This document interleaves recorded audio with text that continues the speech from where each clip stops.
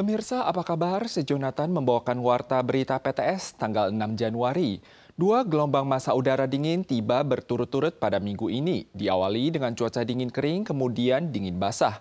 Suhu akan menurun drastis mulai Senin sore. Badan Cuaca Pusat mengingatkan, periode suhu dingin pada minggu ini akan lebih panjang. Warga diimbau menjaga kehangatan tubuh. Salju juga turun di Hehuanshan dan Gunung Yushan sejak hari Minggu larut malam.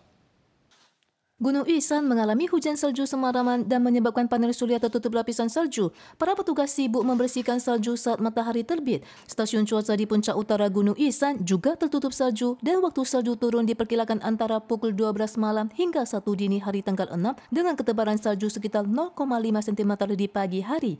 Suhu rendah yang disertai uap air yang cukup juga mendatangkan salju di Hehuanshan sejak tanggal 5 malam. Mencatat rekor terbesar sepanjang musim dingin ini. Lapisan salju di Wisma Songxue diperkirakan juga mencapai ketebalan 0,5 cm. Masa udara dingin tiba, suhu di hari Senin akan semakin dingin di seluruh Taiwan. Pendinginan radiatif membuat perbedaan suhu pagi dan malam hari kian kentara. Suhu di area terbuka berpotensi turun hingga di bawah 10 derajat. 包括甚至在中部以北跟宜兰地区的一个低温上，大概就是落在13到15度左右。 Dua gelombang udara dingin tiba minggu ini. Gelombang pertama berlangsung hingga Rabu dan bersifat dingin kering. Mulai Kamis, gelombang kedua akan menyusul dengan intensitas berpotensi mencapai massa udara dingin kontinental yang kuat dengan disertai uap air yang cukup akan memberikan kesan dingin menusuk. Kementerian Lingkungan Hidup melaporkan kehadiran massa udara dingin juga menggandeng polutan dari luar negeri. Mulai 6 Januari, kualitas udara wilayah utara menurun hingga level oranye yang tidak sehat bagi kelompok sensitif. Selanjutnya, kualitas udara di seluruh belahan barat juga diperkirakan memburuk. Insiden ubin yang jatuh kerap terjadi. Ubin, sebuah bangunan di distrik Xizhi, Kota New Taipei, tiba-tiba terkelupas kemarin malam dan menimpa seorang wanita, menyebabkan kepalanya terluka. Dewan Pengelola bangunan tersebut didenda $60.000 Taiwan sesuai Undang-Undang Bangunan. Jalanan yang ramai tiba-tiba dikejutkan kepulan debu yang diikuti serpian batu yang jatuh berserakan di tanah. Ternyata ubin tembok sebuah gedung terkelupas dan jatuh. Seorang wanita yang lewat tertimpa di bagian kepala oleh pecahan ubin dan darah pun bercucuran. Untungnya nyawanya tidak terancam setelah dilarikan ke rumah sakit. Kejadian ini sempat menimbulkan kericuan. Unit pengelola kompleks dan petugas kebersihan segera melakukan pembersihan serpian ubin. Sepeda motor yang parkir di lorong beratap juga terdampak dan sebagian pejalan kaki juga hampir tertimpa. 小朋友就经过这个路口，那一进来之后，大概隔了几秒钟，整个这个墙外的瓷砖就掉下来了，所以是蛮危险的。 Pemkot New Taipei mengerahkan petugas untuk memeriksa lokasi dan mengonfirmasi bahwa ubin yang terkelupas berasal dari lantai 11. Berdasarkan UU Bangunan, pemilik dan unit pengelola kompleks dijatuhkan denda sebesar $60.000 Taiwan atas insiden ini.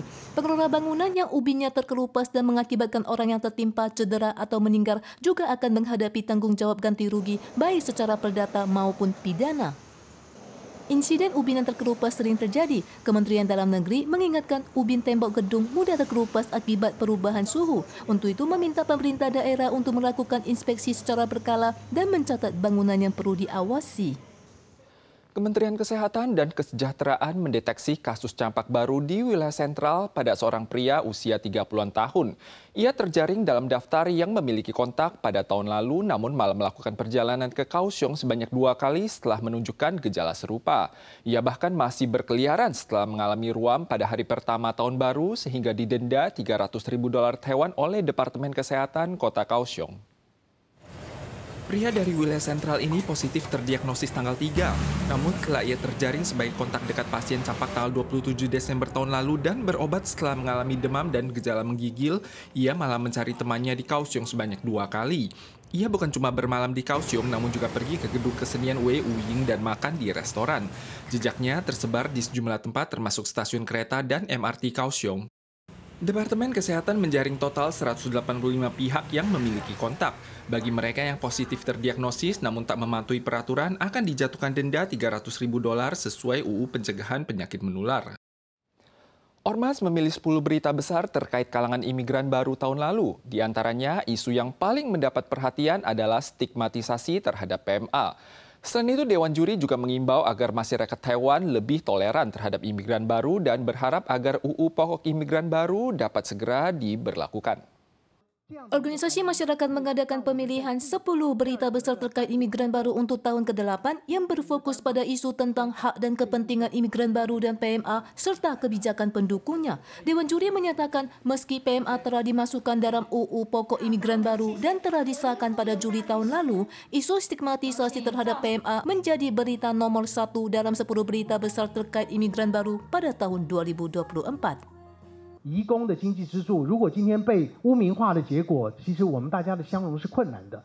Jumlah imigran baru dan pekerja migran di Taiwan telah melebihi 1 juta jiwa. Meskipun UU Pokok Imigran Baru sudah disahkan, waktu penerapan masih belum dipastikan. Guru bahasa Vietnam yang menetap selama 20 tahun di Taiwan menyampaikan bahwa Taiwan dan Vietnam telah menjadi kampung halamannya dan ia berharap agar UU Pokok Imigran Baru bisa segera diterapkan. 是我们是台湾国籍，所以我们要跟台湾人一样，要申请签证还能出国。那签证不是1-2天就可以办的，2个国家要帮忙，就是早期来的新住民。 Selain itu, Dewan Juri juga menyebutkan bahwa imigran baru yang datang lebih awal dan tinggal lebih lama di Taiwan juga menghadapi masalah mencari pekerjaan di usia senja dan perawatan jangka panjang. Untuk itu berharap agar pemerintah segera menerapkan UU Pokok Imigran Baru guna melindungi hak dan kepentingan kelompok tersebut. Seiring pergerakan pusaran kutub ke selatan, Amerika Serikat menghadapi ancaman sistem badai musim dingin pertama dan terbesar pada tahun ini. 6 negara bagian telah mengumumkan keadaan darurat. 63 juta warga Amerika berada dalam kondisi cuaca dingin.